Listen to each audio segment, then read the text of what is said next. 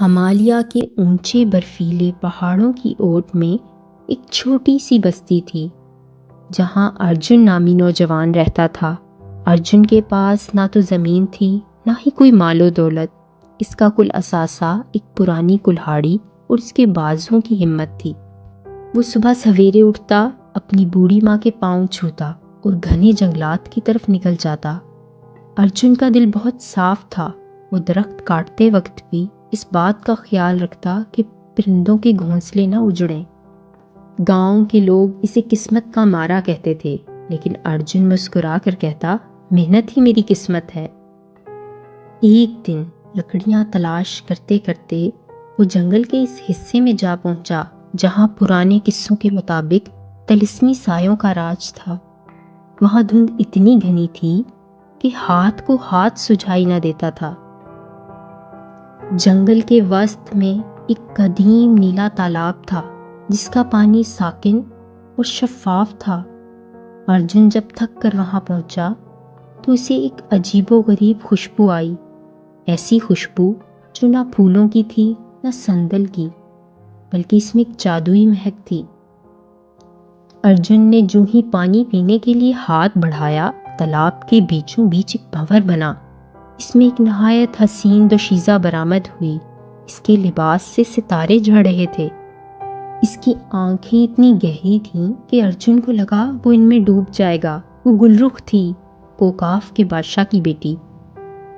تم کون ہو انسان؟ گلرخ کی آواز میں ایک دبدبا تھا، مگر اس کی نظروں میں نرمی تھی۔ ارجن نے بہت ہمت جمع کی اور کہا، میرا نام ارجن ہے اور میں ایک لکڑہارا ہوں۔ میں نے آپ کی دنیا میں مداخلت کی، معافی چاہتا ہوں۔ گلرخ ارجن کی سادگی اور اس کے چہرے پہ موجود سچائی دیکھ کر مسکرا دی۔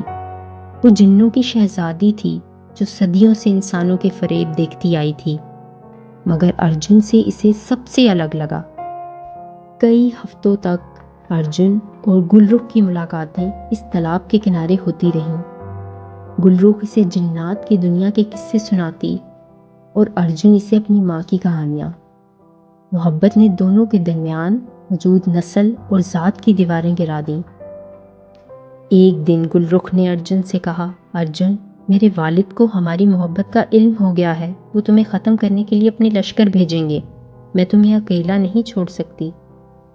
اس نے اپنی انگلی سے ایک بھاری قدیم انگوٹھی نکالی جس پر سبز نگینہ جڑا تھا۔ یہ سلیمانی انگوٹھی ہے۔ یہ وہ انگوٹھی ہے جو حضرت سلیمان علیہ السلام کے دور میں جنات کے قبضے میں تھی۔ اب یہ ہمارے خاندان کی میراث ہے۔ اسے پہنو۔ یہ تمہیں دشمنوں کی نظروں سے اوجھل کر دے گی اور تمہیں وہ طاقت دے گی جو کسی انسان کے پاس نہیں۔ ارجن نے وہ انگوٹھی پہنی اور اسے محسوس ہوا کہ اس کے جسم میں بجلی سی دوڑ گئی ہے۔ اب وہ ہواؤں کی سرگوشیاں سن سکتا تھا، زمین کے اندر چھپے خزانوں کو دیکھ سکتا تھا۔ گلرخ کے والد کو جب یہ پتہ چلا کہ اس کی بیٹی نے سلیمانی انگوٹھی ایک انسان کو دے دی تو اس نے زمین آسمان ایک کر دیے۔ اس نے اپنے سب سے ظالم جرنیل آذر کو حکم دیا کہ وہ ارجن کا سر لے کر آئے۔ ایک کالی رات جب ارجن جھونپڑی میں تھا، پورا گاؤں چیخو پکار سے گونج اٹھا۔ آسمان سے آگ کے گولے برسنے لگے۔ آذر اپنے دیو ہیکل جنات کے ساتھ نمودار ہوا۔ ارجن باہر نکلا۔ اس نے سلیمانی انگوٹھی کو چمکایا۔ ایک دم ایک نورانی حصار ارجن کے گرد بن گیا۔ اے سلیمانی انگوٹھی کے موکل، میری مدد کر، ارجن نے پکارا۔ انگوٹھی سے ایک سفید جن برآمد ہوا۔ اس کا قد بادلوں کو چھو رہا تھا۔ اس نے ایک ہی وار میں آذر کے لشکر کو تتر بتر کر دیا۔ ارجن نے اپنی کلہاڑی اٹھائی جسے انگوٹھی کی طاقت نے ایک جادوئی تلوار میں بدل دیا تھا۔ اس رات ارجن نے ثابت کر دیا کہ انسان کی ہمت جنات کی طاقت پر بھاری پڑ سکتی ہے۔ اپنی ماں اور بستی کو بچانے کے بعد ارجن نے فیصلہ کیا کہ وہ اس مسئلے کو ہمیشہ کے لیے ختم کر دے گا۔ وہ گلرخ کے ساتھ اٹھتے ہوئے گھوڑوں پہ سوار ہو کر کوکاف روانہ ہوا۔ وہاں کے پہاڑ یاقوت اور زمرد کے بنے تھے۔ بادشاہ کے دربار میں ارجن کو پیش کیا گیا۔ بادشاہ نے گرج کر کہا، تمہاری جرت کیسی ہوئی کہ تم نے میری بیٹی کا ہاتھ مانگا؟ ارجن نے جھک کر سلام کیا اور کہا بادشاہ سلامت، محبت جرت نہیں بندگی ہے۔ میں نے انگوٹھی کا استعمال صرف دفاع کے لیے کیا ہے، لالچ کے لیے نہیں۔ اگر آپ کو میری موت سے سکون ملتا ہے تو میں حاضر ہوں، مگر گلرخ کو قید نہ کریں۔ ارجن کی اس بے خوفی اور اصرار نے بادشاہ کو حیران کر دیا۔ اسی دوران سلیمانی انگوٹھی سے ایک روشنی نکلی جس نے بادشاہ کو ارجن کے دل کا حال دکھایا، وہ دل جو سونے سے زیادہ خالص تھا۔